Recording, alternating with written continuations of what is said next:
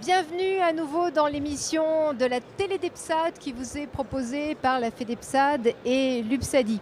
Nous allons parler perfusion et expérimentation, mais aussi économie à présent avec nos deux invités.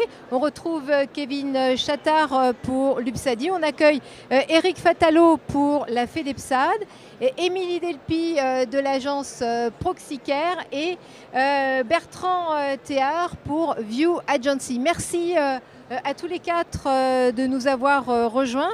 Donc je voulais indiquer, nous allons parler de perfusion. Des études ont été menées sur la manière de mobiliser davantage les perfusions, de voir comment on pourrait agrandir le champ d'activité d'EPSAD à partir de leur expertise. Et c'est tout le sens de l'étude que vous avez menée tous les deux, Émilie et Bertrand. Alors la première question, c'est, et elle s'adresse à vous, Eric Fatalo, pour la FEDEPSAD, c'est pourquoi avez-vous choisi de monitorer et de faire cette étude sur précisément le champ de la perfusion? Tout d'abord parce que la perfusion, c'est un domaine d'expertise pour les prestataires de santé à domicile, évident, historique, reconnu, et qui correspond aussi à un domaine dans lequel on connaît une croissance extrêmement forte du nombre de prises en charge. Sur les 3 dernières années, pour vous donner une idée, c'est plus de 12% de croissance annuelle. Cette année sur 2024, c'était 12,4% de croissance de prise en charge de nouveaux patients, alors que dans le même temps, la croissance des dépenses de santé associées était de l'ordre de 10%. Soit un delta de l'ordre de 2%, ce qui démontre qu'en fait le coût par patient, en fait, sur les 3 dernières années, a baissé de plus de 6%. C'est ce qui s'appelle de l'efficience. Et donc c'était assez naturellement, parce qu'on le fait déjà aujourd'hui, la démonstration d'efficience pourrait être pertinente. Et cependant, Kevin, alors oui, justement, Kevin Chattard, il y a derrière cela un enjeu de régulation et puis aussi un enjeu de déshospitalisation. Oui, parce que malheureusement, comme toutes nos activités qui sont en croissance, on est fortement régulé par les pouvoirs publics. Et c'est dommage parce qu'effectivement, le métier premier de la perfusion et de la prise en charge de cette thérapie à domicile permet justement de lutter contre les durées moyennes de séjour que l'hôpital veut tant baisser pour justement faire le virage domiciliaire, développer la chirurgie ambulatoire. Et donc tout ça amène à ce que de la perfusion se retrouve à domicile.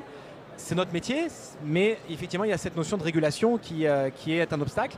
Et donc cette étude visait à montrer, à objectiver avec des chiffres, si vraiment on rend service économiquement déjà à la société globalement et si ça se traduit dans l'étude. Alors je me tourne à présent vers vous deux qui avez mené cette étude et qu'est-ce que vous avez découvert lors de ces travaux, lors de cette étude? Quels sont les gisements d'économie que vous avez pu trouver? Bertrand Théard pour l'agence View. Alors, très simplement, on a estimé pour 7 cas patients différents, 5 dans le cadre de l'antibiothérapie et 2 dans le cadre de l'oncologie et des patients traités par immunothérapie, en estimant le coût de 3 parcours patients différents, que ce soit un parcours en hôpital, donc en hospitalisation conventionnelle, un parcours HAD et un parcours que l'on a appelé VIL, donc qui sollicite effectivement les prestataires de santé à domicile. On a estimé le coût pour l'assurance maladie, c'est-à-dire ce que l'assurance maladie devrait débourser si ces 3 parcours existaient. Et ce que l'on a trouvé, c'est que les parcours VIL, IDEC, PSAD, IDEL, permettaient, dans le cadre de l'antibiothérapie, de faire une économie entre 8 et 44%, ce qui fait qu'à 5 ans, si on met en perspective une augmentation graduelle, une bascule graduelle de la HAD par rapport au parcours en ville de 11 000 patients, eh bien on aboutit à une économie, je ne dis pas de bêtises, entre 45 et 107 millions d'euros. De la même manière, dans le champ de l'oncologie, donc des patients traités pour immunothérapie, pour un mélanome cutané ou un cancer du poumon non à petites cellules, voilà, vraiment traités par immunothérapie mais en monothérapie, de la même manière, on remarque que le coût des parcours patients VIL sont inférieurs au coût des parcours à l'hôpital, de l'ordre de 25 à 39%, et sont aussi anticipé inférieur au parcours HAD, de l'ordre de 9 à 12%, ce qui fait que là on est sur une population plus petite parce qu'au total ça fait 10 000 patients à peu près par an, ce qui fait que si on envisage sur 5 ans une augmentation de la HAD, une augmentation de la prise en charge à domicile avec un split à part égale entre la HAD et la ville, eh bien, on peut aboutir à des économies de l'ordre de 38 millions d'euros sur 5 ans. Merci pour ces chiffres qui sont très éclairants. Je me tourne à présent vers le second cerveau de cette étude, Émilie Delpy. Comment aujourd'hui, maintenant qu'on a identifié ces gisements très importants d'économie pour l'assurance maladie, surtout à l'heure où les déficits sont très lourds, où le gouvernement cherche comment boucler son déficit 2026, comment on passe à l'action? Alors, il y a effectivement plusieurs manières de le faire. On a vu que dans un certain nombre de situations, les prestataires de santé à domicile peuvent d'ores et déjà intervenir, ainsi que les infirmières libérales, puisque ce sont des parcours qui font appel à des médicaments qui sont déjà en rétrocession ou en officine. Et dans ces cas-là, en fait, les prescripteurs donnent déjà leur confiance aux prestataires. C'est d'ailleurs la raison pour laquelle on voit cette augmentation importante du recours aux prestataires. Et pour cela, en fait, les pouvoirs publics pourraient davantage reconnaître l'expertise de ces acteurs de ville, les infirmières, les prestataires de santé. Et donc là, il y a vraiment quand même un enjeu de reconnaissance assez fort. Dans un certain nombre de situations, c'est pas aussi simple, puisqu'en fait, on est dans des parcours qui nécessitent des médicaments qui sont en réserve hospitalière. C'est le cas notamment de la daptomycine en antibiothérapie, ou c'est le cas de toutes les immunothérapies qui aujourd'hui sont en RH. Et donc, en fait, ce virage ambulatoire, il est déjà appelé de leur vœu par les acteurs. Les sociétés savantes, le CLIO, Fit Cancer, les acteurs du monde hospitalier, comme notamment le centre Léon Bérard, font des expérimentations, font des recommandations pour accélérer ce virage ambulatoire. Mais seuls aujourd'hui, l'HAD peuvent intervenir. Donc en fait, l'enjeu, c'est qu'évidemment, faire reconnaître suffisamment l'expertise, là encore, des professionnels de ville, s'assurer grâce aux experts qu'on a mobilisés et qui l'ont reconnu, qu'en fait, les parcours que nous avons designés, ils donnent lieu à toutes les conditions de qualité et de sécurité. Et donc faire reconnaître par les pouvoirs publics qu'on peut avancer, qu'on pourrait aller vers là aussi un passage de la réserve hospitalière vers la rétrocession. Et de pouvoir aussi finalement expérimenter des parcours dans lesquels on adapterait la coordination, on renforcerait la coordination, on confierait ces rôles de coordination au PSAD en particulier. Et on viendrait en fait renforcer le lien entre ville et l'hôpital grâce à l'action des PSAD pour pouvoir mettre en œuvre ces parcours dérogatoires et montrer qu'on arrive non seulement à bien prendre en charge les patients, ce qui est essentiel, mais aussi à faire des économies. Alors je me tourne à présent vers les deux syndicats. Vous avez porté et souhaité cette étude. Alors comment on passe des chiffres à la concrétisation? Émilie Delpy à l'instant parlait d'expérimentation. Éric Fatalo?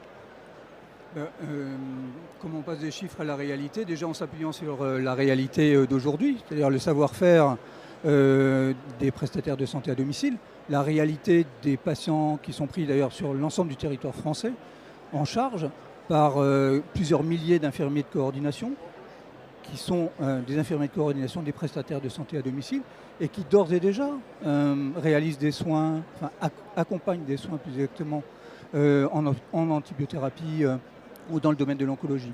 Et c'est pour ça qu'à la suite de cette étude, on s'est dit qu'on pouvait innover, parce que pour développer, il faut innover, innover au travers d'un article 51, d'un projet d'article 51 qu'on a posé justement sur la thématique de l'immunothérapie en oncologie.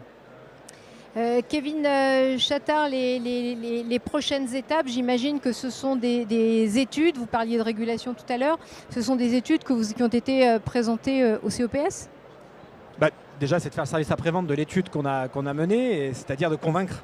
Parce qu'on a objectivé avec des chiffres, maintenant il faut les porter aux tutelles, il faut convaincre. Alors la difficulté qu'on nous tutelle, on peut le comprendre, c'est qu'effectivement, on fait faire des économies à l'hôpital, on prend plus de patients à domicile, il faut accepter l'idée que les patients à domicile, il y en ait de plus en plus. Donc c'est un travail de pédagogie et d'études, mais on va essayer, on va œuvrer, on va se battre, on va convaincre pour essayer de démontrer que la plus-value qu'on a dans nos services et dans le fait d'ouvrir aussi des nouvelles thérapies à domicile avec les projets d'article 51 qu'on est en train de mener ensemble. Et ça participe, j'imagine, de l'innovation organisationnelle au sein des territoires. Exactement, et aussi et surtout de la reconnaissance de notre capacité à faire d'ores et déjà, et notre capacité aussi à accompagner des mouvements qui sont ceux de demain. Face aux besoins des patients, face à la demande aussi des patients, notamment sur leur volonté sans cesse exprimée de retourner au domicile plutôt que de devoir rester à l'hôpital pour des raisons évidentes de confort, de praticité, de relations humaines, mais aussi d'économie. Merci Eric Fatalo. Alors un dernier mot peut-être, ce sont des études très sérieuses, très lourdes, très longues. Comment est-ce que vous construisez le dispositif d'études ? Alors absolument, donc vous voyez, c'est fait l'objet d'un tandem entre nos deux cabinets. On avait bien identifié qu'un des enjeux majeurs, c'était de vraiment donner l'assurance que les parcours que nous définissions et sur la base de laquelle ensuite on valorise économiquement avec les travaux médico-économiques réalisés par View Agency, donc en fait que ces parcours devaient être extrêmement solides et ne donner lieu à aucune contestation du point de vue médical. Donc c'est pour ça qu'en fait on a vraiment défini avec des experts médicaux, des infectiologues pour l'antibiothérapie, des oncologues pour le parcours en immunothérapie, en fait la réalité de la prise en charge de ces patients. Comment est-ce qu'aujourd'hui ils sont pris en charge, quelles sont l'ensemble des prestations qui interviennent dans le parcours. Et c'est vraiment de manière très précise, tant pour ceux qui existent déjà, et plus encore pour ceux qui sont dérogatoires, ces fameux parcours d'immunothérapie en ville qui n'existent pas. On a vraiment dû faire un travail important avec ces professionnels qui ont donc effectivement garanti que si on procédait de cette manière, ils ne voyaient aucune objection en fait à ce qu'on puisse les mettre en œuvre. Et on a voulu faire un deuxième niveau de validation avec un comité scientifique qui faisait intervenir encore d'autres médecins. Et là, vraiment, à chaque fois, des personnalités médicales et scientifiques de premier plan. Donc ça, c'est vraiment toute la première phase de cadrage des parcours. Et puis ensuite, effectivement, View Agency a vraiment utilisé les méthodologies habituelles de valorisation parcours, dont Bertrand pourra reparler un peu plus précisément si nécessaire, mais pour pouvoir appliquer ce qu'il est de coutume de mettre en œuvre dans ce genre de projet, même si c'est une méthodologie et de s'appuyer sur sa connaissance de toutes les tarifications à l'hôpital, en HAD, en ville, pour sortir ces coûts en perspective assurance maladie. Bertrand Théard, c'est la robustesse des chiffres. On est parti d'extrapolation sur de l'existant. Donc vous le redites, ce sont des chiffres absolument essentiels, incontestables. Alors tout à fait. Il faut savoir que quel que soit le projet de valorisation économique que l'on engage chez View Agency, de toute manière, étant spécialisé dans l'évaluation médico-économique, donc c'est-à-dire dans les dossiers d'évaluation qui sont soumis à la HAS, on suit scrupuleusement, une manière systématique, ce qu'on peut considérer comme étant les recommandations de plus haut niveau en France pour mener des études économiques, qui sont les recommandations de la HAS, justement pour faire des évaluations médico-économiques. Donc, le transcrivant à tous les projets, c'est exactement le cas de cette étude-là, et elle n'y déroge pas, et c'est pour ça que, en gros, l'estimation des coûts est faite selon ces recours. C'est toute chose égale par ailleurs. Donc le résultat, il est tangible. Merci, merci à vous deux. Donc nous allons conclure cet échange avec les perspectives peut-être sur d'autres domaines, la perfusion, l'oncologie et puis peut-être d'autres études qui pourraient être réfléchies à l'avenir. Kevin Chattah ? Oui, probablement, parce qu'on est dans la santé ça évolue, des nouveaux traitements arrivent régulièrement, le passé nous l'a montré.